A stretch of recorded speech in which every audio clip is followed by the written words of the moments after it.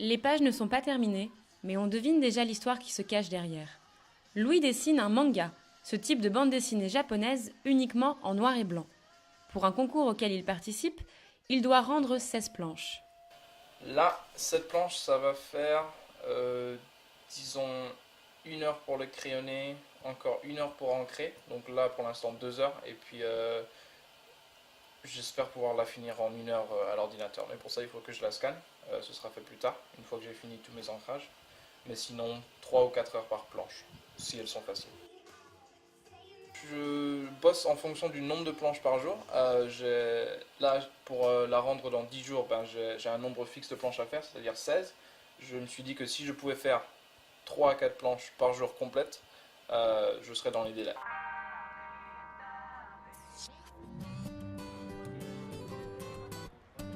S'il participe à ce concours, c'est grâce à l'école Toulouse Manga, dans laquelle il prend des cours depuis plusieurs mois.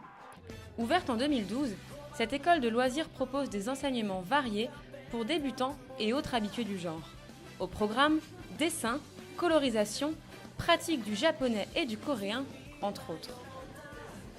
Nous y retrouvons Louis, qui travaille sur ses planches avec la professeure du cours avancé.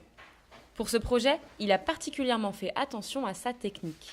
Alors moi, c'était surtout les techniques, tout ce qui est schéma narratif, la création des némus, là. Je ne faisais pas ça avant, donc après je disposais un peu mes planches n'importe comment. Mais maintenant je sais créer mon histoire, mes images de façon cohérente. La technique, ça change tout. J'avais une très mauvaise technique avant, je savais dessiner, j'avais du talent, mais je ne savais pas l'exploiter complètement. Et maintenant que je suis ici, ça a changé. Donc tu veux travailler dans le manga plus tard? Oui, absolument. C'est un peu pour ça que je suis là. L'année prochaine, je vais intégrer la nouvelle école qui s'ouvre, là, l'EIMA, pour avoir la formation professionnalisante et à l'issue de 3 à 4 ans, devenir mangaka. Peut-être être édité au Japon, on croise les doigts. Mais sinon, ouais, je n'ai envie de faire rien d'autre.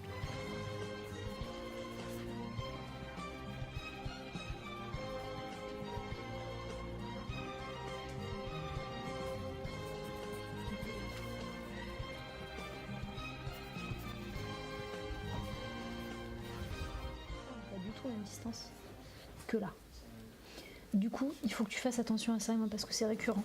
Que tu fasses gaffe quand tu rajoutes des cheveux à ce que tout à coup ça modifie pas complètement ton visage et que tu vérifies pour que ton Claire Pellier est la directrice de Toulouse Manga.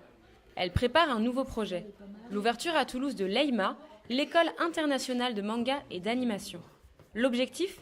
Proposer une formation professionnalisante à ceux qui souhaiteraient vivre du métier de mangaka. Il y a beaucoup de gens qui sont complètement autodidactes. En fait, une formation, ça va amener une accélération. C'est-à-dire que là où ça pourrait prendre 10 ans de comprendre quelque chose, de le mettre en place, de le pratiquer, en suivant des cours dans une école, ça va prendre 2 ou 3 ans. C'est clairement ça le but. Former plus de 20 personnes par an, ce serait pas très judicieux, dans le sens où effectivement on risquerait de saturer un marché qui est en train de démarrer. Donc le but c'est de faire de petits effectifs pour qu'ils puissent tous avoir un emploi. Après on ne formera pas 20 mangakas, c'est-à-dire qu'il y en a qui feront du manga, il y en a qui feront du character design, il y en a qui feront du storyboard, il y en a qui vont faire de l'illustration. On les forme au manga en spécialité, mais c'est quelque chose qui peut être utilisé aussi bien dans la publicité, dans l'illustration, dans le jeu vidéo, dans plein de choses après. Le lectorat est en train de changer d'avis sur le manga français, en train de s'apercevoir qu'on peut faire des choses très bien, qu'en France on aborde des thèmes qui sont différents de ceux qu'on retrouve de manière récurrente au Japon, et du coup je pense qu'il y a une vraie curiosité qui est en train de se développer, et d'ici 10 ans je pense que le manga français aura une très belle place.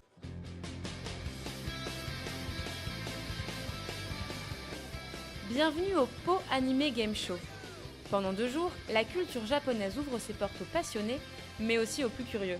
Le manga français, parfois appelé manfra, y a ses représentants.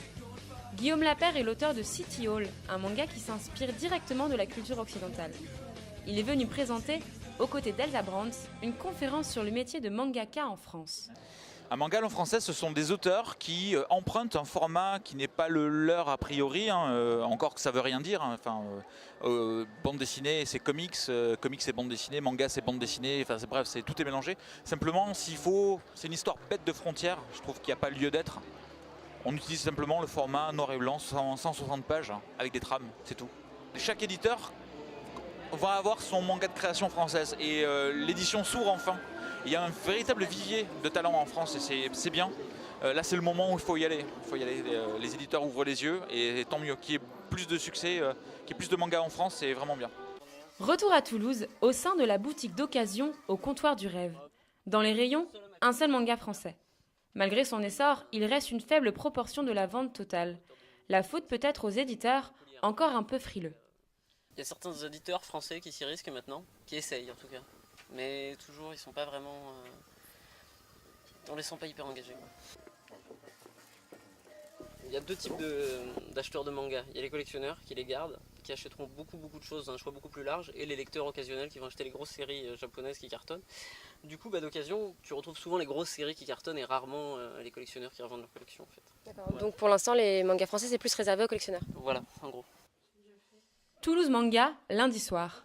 Louis et ses camarades viennent de rendre leurs planches pour le concours.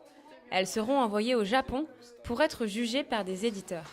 Une opportunité intéressante pour ceux qui aspirent à devenir mangaka. Bon, du coup, tu te sens comment après soulagé, stressé?